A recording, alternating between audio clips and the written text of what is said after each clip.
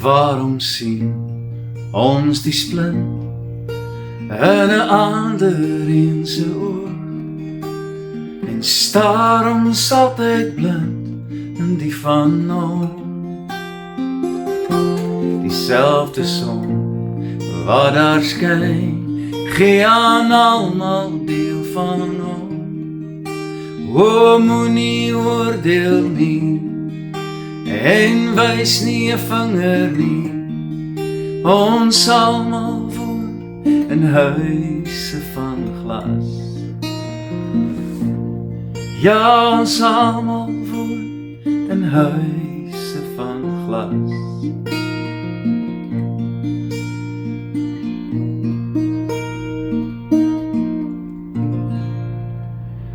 Goeiemôre en welkom weer vanoggend by ons reis deur die boek van Matteus. Ons lees in hoofstuk 18 vanoggend weer vandag en ons is by vers 10 waar ons luister na Jesus se woorde wat vermaan alweer 'n keer vir jou en my. En ek dink die titel van vandag is Moenie die kleintjies verag nie. Ons is so maklik om neer te kyk, te oordeel, en dis spesifiek hoekom ek hierdie lied gesing het vanoggend, huise van glas, want niemand van ons kan ooit 'n vinger wys of verag of die wenkbroue lig nie. So kom ons lees gou-gou wat sê Matteus 18 vers 10 in die Afrikaans 53 vertaling. Jesus sê, pas op dat julle nie een van hierdie kleintjies verag nie, want ek sê vir julle, dat hulle engele in die hemele altyd die aangesig sien van my Vader wat in die hemele is. Sjoe, nou, dis 'n interessante teks wat 'n bietjie meer oorweging en meditasie nodig het. Daar is iets ongelooflik diep in hierdie woorde van Jesus opgesluit. Hy sê nie net bloot wees vriendelik of wees oulik of wees mooi met die kinders nie. Nee, hy sê pas op. Daar's 'n waarskuwing in hierdie stelling. Met ander woorde, wees versigtig hoe jy kyk. Nee, hoe jy met watter inklinasie jy na mense kyk. Wees versigtig hoe jy oordeel. Wees versigtig hoe jy met mense omgaan, wat klein of swak of gebroke of kwesbaar of selfs nie waardig is in jou persepsie of oordeel nie. Want iemand wat vir ons dalk onbelangrik lyk, kan in die hemel van onskatbare waarde wees. Dis die geheim wat ons sal moet omhels vanoggend. Ons kyk dikwels na mense volgens wat hulle op die oomblik is of wat hulle geword het. En dan kyk ons met oordeel, met wenkbroue wat gelig is, terwyl God na hulle kyk volgens wat hy bedoel het hulle moet wees, en nie wat hulle is op die oomblik nie. Ons sien soms gebrokenheid, verslawing, en ons sien nie die mens daar agter nie. Ons sien die woede, maar God sien die seer, die verwerping daar agter. Ons sien dikwels die verkeerde keuses wat iemand maak, maar God sien veel dieper. God sien die gebroke hart, wat dalk jare lank gewag het, vir iemand om hom lief te hê. So, vanoggend se teks is regtig vir ons almal bedoel. Ons sien iemand wat geval het, maar God sien iemand wat nog kan opstaan en genees kan word om groot dinge te vermag. So, daarom sê Jesus vir jou en vir my vandag, pas op, dat julle nie een van hierdie kleintjies verag nie. Nou verag is 'n baie sterk woord in Afrikaans. Verwagting in jou en my oë is gevaarlik. Wanneer ons iemand begin verag, hou ons op om hulle as mense te sien. Ons kam hulle onder ons persepsie. Ons begin hulle reduseer tot hulle foute. Maar Jesus herinner ons vandag, hulle wat ons so op neerkyk, hulle het 'n Vader in die hemel. En nie sommer enige Vader nie. Die Vader wat die ganse skepping en die kosmos geskep het. Die Vader wat sy naam bo elke ander naam is. Die skepper van hemel en aarde, wat hulle geformeer het in hulle moederskoot. Jesus sê dat hulle engele altyd die aangesig sien van my Vader, van sy Vader. Dink net gou vir 'n oomblik saam met my, met 'n brose hart. Die persoon wat jy miskien ignoreer, ghost op jou foon, het in die hemel God se aandag en God se ontferming. Die persoon wat niemand raak sien hier op aarde nie, word deur God raak gesien. Die persoon wat deur mense verwerp word, staan steeds voor die aangesig van ons Vader. Nou dis 'n ontnigterende gedagte wat ek en jy vanoggend in ons harte moet omhels. Dit beteken nie God keer sonder meer verkeerde dinge en sonde en verkeerde gedrag goed nie. Dis nie wat ek sê vanmôre, dis nie wat die teks sê nie. Dit beteken wel, wat vanoggend se teks probeer sê is, dit beteken dat 'n mens se waarde inherent nooit vernietig word deur sy gebrokenheid nie, deur sy foute nie, deur sy swakheid nie. Nee, dit kan nooit, ooit 'n mens se waarde bepaal nie. En dalk is dit waar die boodskap vandag vir jou en my, of dalk vir iemand wat dit nodig het, vandag baie persoonlik raak. Miskien het jy jouself al begin verag. Miskien is jy die een wat jouself verag, neerkyk op jouself, streng en hard is met jouself. Miskien kyk jy na jou eie lewe en sê, hoe kon ek so laag geval het? Hoe kon ek so sleg die pad byster geraak het? Hoe kon ek ooit gedoen het wat ek gedoen het? En dan die belangriker vraag, hoe kan God my ooit vergewe? En meer belangrik, hoe kan God my nog gebruik in hierdie wêreld? Ek wil hê jy moet mooi luister vandag, wat sulke dinge dink en praat. Jou grootste fout het nie jou waarde uitgewis nie. Jou sonde kan jou van God af wegtrek miskien, maar dit verander nie die feit dat hy jou geskep het en jou steeds innig liefhet nie. En dat jy steeds vir hom baie kosbaar is nie. Dat hy jou ken steeds en dat hy jou roep om terug te kom. Ten spyte van alles. Nou Jesus waarsku ons om nie die kleintjies te verag nie. En miskien beteken dit ook, moenie jou eie mens wees en journey waarmee jy nou besig is, binne in jouself. Moenie daarop neerkyk nie. Moenie dit verag nie. En wees miskien vandag sag met jouself, maar hard met sonde en met ongehoorsaamheid. Moenie daardie deel van jou wat nog bang is, nog seer is, nog vrae het, nog genesing nodig het, moenie daai deel van jou weggooi nie. Daar's 'n mooi Engelse spreekwoord, wat ek so lief is om te quoteer, wat hierdie ding sê.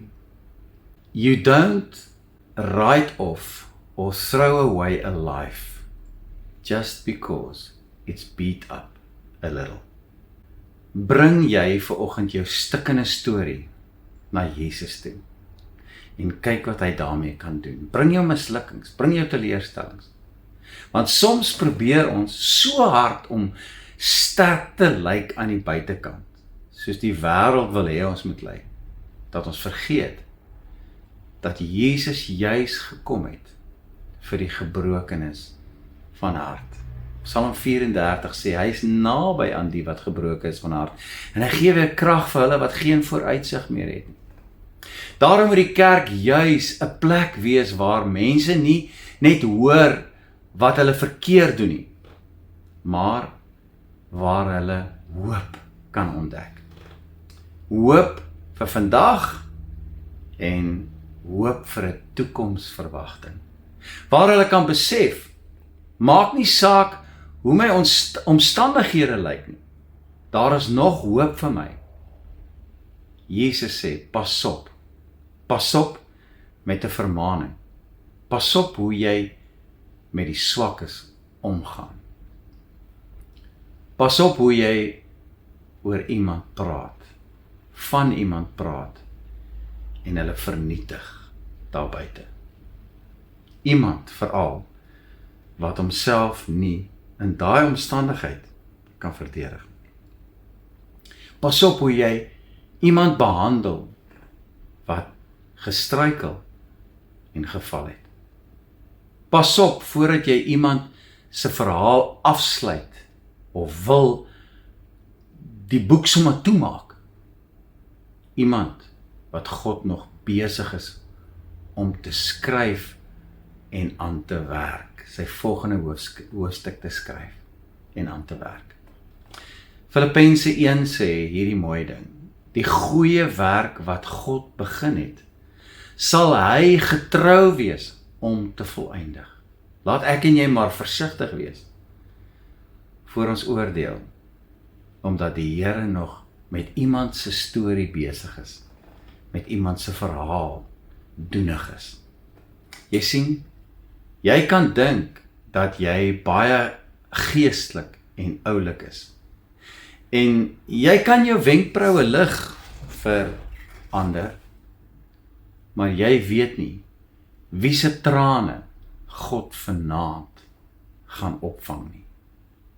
Wie God vanaand meer intens bemoeienis gaan maak nie. Jy weet nie hoe 'n persoon radikaal kan verander nie. Jy weet nie wie se gebede voor die Vader se aangesig lê nie.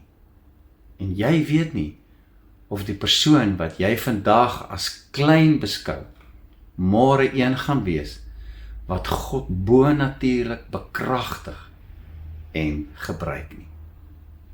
Moet daarom nooit iemand se huidige toestand verwar met sy finale bestemming nie. Ek gaan dit weer sê.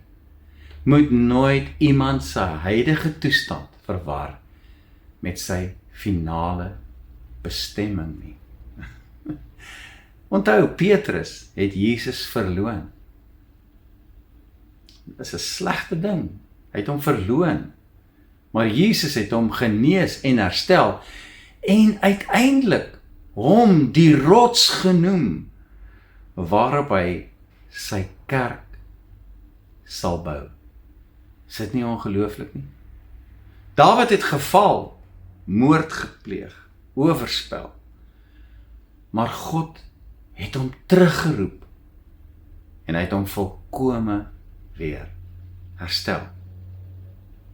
Dink maar saam met my vanoggend aan die verlore seun wat weggeloop het by die huis met sy erfporsie, dit verkwansel het.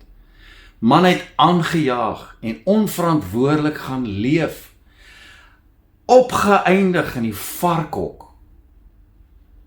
Maar die Vader het vir hom gewag met oop arms, om hom in ere te herstel. Dis die enigste keer in die Bybel wat ek die Vader sien hardloop het, om sy kind, sy seun, te omhels, en hom welkom te heet, na hy aangejaag het. Die grootste bewys van God se liefde is dat Jesus self gekom het om verlorenes te soek en te red. So vandag is die vraag nie net, hoe kyk ek vir ander mense nie, of na ander mense nie.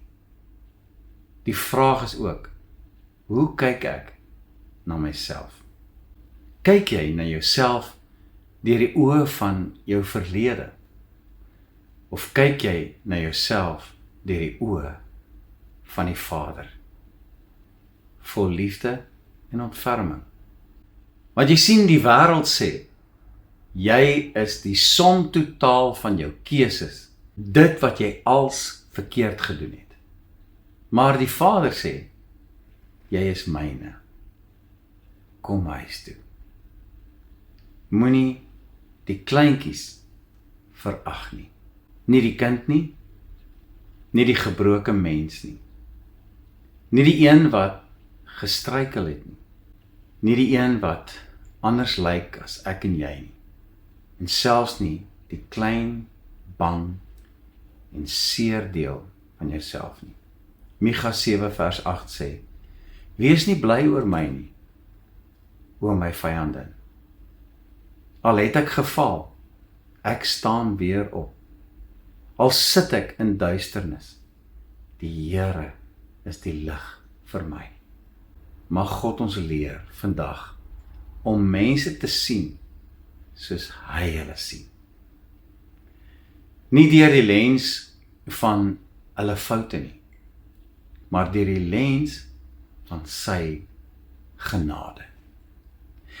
Nie deur die lens van hoe hulle geval het nie, maar deur die lens van waarheen hy hulle nog kan neem.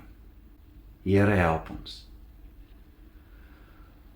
Om wanneer ons in ons huise van glas na ander mense kyk, dat ons nie die splinter in iemand anders se oog raak sien, maar die balk in ons eie oog ignoreer nie. Help ons om liefdevol en genadig na die wêreld en na mense te kyk daar buite. Gee ons die hart van God, vol liefde en deernis vir ander. Kyk die mense in die strate, dokters, staatsamptenare, almal dra geheime in die mou. Soos papierpoppe op kaarte, word ons leeg en sonder harte, en daar's niemand wat 'n ander meer vertrou. Waarom sien ons die splint in 'n ander een se oog? Staar ons altyd blind die van ons, selfde son wat daar skyn, gee aan almal deel van ons. So moenie oordeel nie, en wys nie 'n vinger nie. Ons almal woon in huise van glas. Ja, moenie oordeel nie, en wys nie 'n vinger nie.